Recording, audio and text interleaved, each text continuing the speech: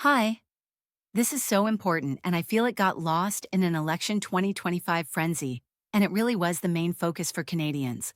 I hope this video helps Canadians to understand how the CPC plans were dangerous.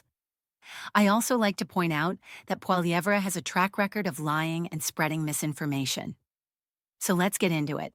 Before we do, if you could, please hit the like button and subscribe. It helps to choose topics that you all are interested in most. Okay, here we go. The affordability crisis gripping Canada's housing market is not one that can be solved with sudden, massive, and untested cash injections. It requires a long-term, calculated strategy of investment and reform. This is the difference between a responsible generational plan and a dangerous corporate-focused gamble. The federal government, under the leadership of Prime Minister Justin Trudeau, has pursued a strategy of measured, deliberate investment to increase housing supply while protecting against the volatility of a market crash. The goal has been clear: sustained investment over time to ensure stability and create genuinely affordable homes, not just luxury apartments. Since its launch in 2018, the National Housing Strategy represents a total funding commitment of approximately $70 billion. This figure is not a lump sum handout, but a mix of allocated spending, long-term loans, and forgivable loans, designed to disperse funds responsibly as projects meet milestones. Key results from this measured approach include the Apartment Construction Loan Program, committing over $23 billion in low-cost loans, supporting the creation of nearly 60,000 new rental units. Crucially, the Housing Accelerator Fund is a $4 billion fund that works by signing nearly over 180 agreements with municipalities and provinces, providing incentives to cut red tape and fast-track zoning reforms to create an estimated 750,000 new housing units over the next decade. This is about lasting structural change at the municipal level.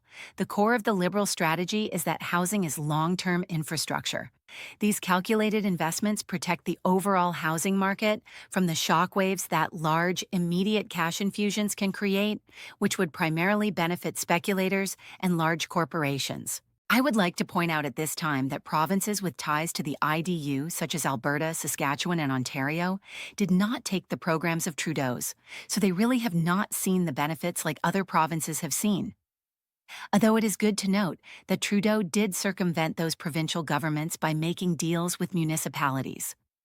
My opinion is that these provinces wanted to sabotage the programs with no care about Canadians, so they would be able to use the narrative that Trudeau did nothing for housing. We heard this narrative over and over, and it was a flat-out lie. Building on Trudeau's foundation, the complementary vision put forth by Mark Carney provides a smart, scalable expansion of the existing framework. This is not a new, risky plan, but a strategic enhancement to Trudeau's base programs, designed to double the pace of construction while maintaining economic stability. Carney's plan revolves around the creation of Build Canada homes, with the goal being to act as a developer of affordable housing at scale on public lands, focusing on innovative, factory-built modular homes. This plan includes injecting over $25 billion in debt financing directly into the prefabricated housing industry. This catalyzes a new, more productive, and faster building sector, leveraging technology to make construction cheaper and quicker without flooding the existing market with speculative capital. This plan is an intelligent evolution. It accelerates supply by creating a whole new manufacturing chain, while using targeted financing to support the work already underway, safeguarding market stability. In stark contrast, the conservative plan put forward by Pierre Poilievre is not economically intelligent and risks destabilizing the market for the benefit of corporate interests. Poilievre's proposal centers on an aggressive all-or-nothing approach, requiring cities to increase home building by 15% each year, compounding, or face withholding of federal funding. What the heck is that? He also promised to axe the GST on new homes under $1.3 million and sell off large swathes of federal land immediately. The danger in this approach is twofold: economic instability and corporate benefit. Poilievre's plan would infuse a massive, destabilizing wave of money and land into the market all at once, rather than the measured investment over time used by the Liberals. Economists warn that suddenly injecting billions into a system, especially through tax cuts like the GST removal on market priced homes without any controls of what was built, is an opportunity for rich corporations and construction companies to simply raise the price of the home and pocket the difference. It accelerates profits for the few, not affordability for the many. Furthermore, the immediate forced sale of federal land and the massive infrastructure funding tied to arbitrary targets would create a gold rush for major developers. Instead of providing funding for genuinely affordable housing through proven mechanisms, this high-stakes approach would reward irresponsible overbuilding and speculation, creating the conditions for a housing bubble and subsequent market crash. This is simply a recipe for irresponsible election promises that only benefit those already at the top.